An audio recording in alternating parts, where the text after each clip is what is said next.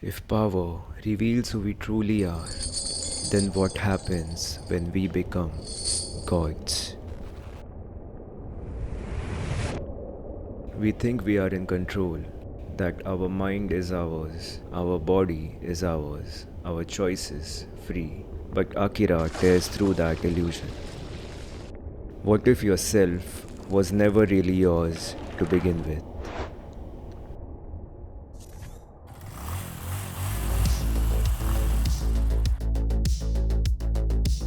Akira is not just a story of cyberpunk dystopia.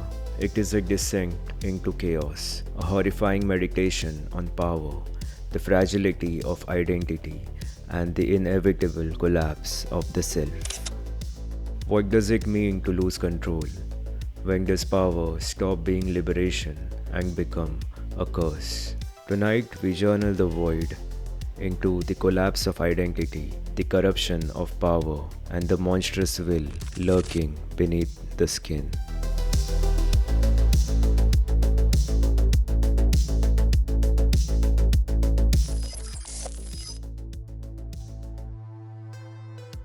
Tetsuo's transformation isn't a gift, it is a revelation. The suppressed trauma, the childhood powerlessness, the envy, all of it is pulled to the surface. Carl Jung called it the shadow, the repressed, unconscious part of ourselves that erupts when ignored. Tetsuo is that eruption. As power courses through him, Tetsuo is no longer bound by the limits of the conscious mind. His ego dissolves, consumed by something far more primal. The will to power, as Nietzsche called it. But unlike Nietzsche's Übermensch, who masters this will, Tetsuo is swallowed by it.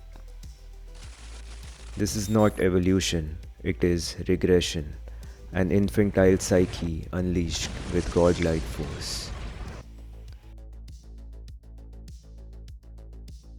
We often define ourselves by control of our body, our name, our past, but Akira asks what happens when all of that slips. Tetsuo's body becomes a metaphor, a grotesque canvas of identity's breakdown. No longer human, no longer self. French psychoanalyst Jacques Lacan believed the I is a construct formed through the gaze of the other. Without others to reflect us, identity collapses. Tetsuo, cut off from his friends, from society, from a shared reality, is left spiraling alone in his power, unmirrored. So he consumes, mutates, unravels.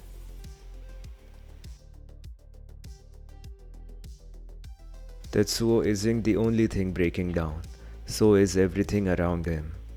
Neo Tokyo isn't a dystopia, it is a mirror. A society built on forgetting, on control, on suppression, just like the human mind. Sigmund Freud called civilization unnecessary repression. Without it, the ID, the raw violent desire, breaks free. Tetsuo is the embodiment of that repressed ID. He is what happens when control is severed. Not a villain, a symptom. Even Akira himself, less a person than a concept, represents the buried chaos hidden behind government labs and classified lies. As Lacan said, the real is what always returns to the same place. And here, the real explodes from the underground. Tetsuo's desire to become something greater is rooted in inferiority, a classic narcissistic spiral. As Eric Fromm observed, the authoritarian personality craves submission and dominance, caught between self-loathing and megalomania. Tetsuo's final form is both fetus and monster, infantile and divine. It is the death of ego by expansion. He transcends humanity by annihilating it. But this isn't transcendence in a spiritual sense. This is psychic overload, the self ruptured beyond repair.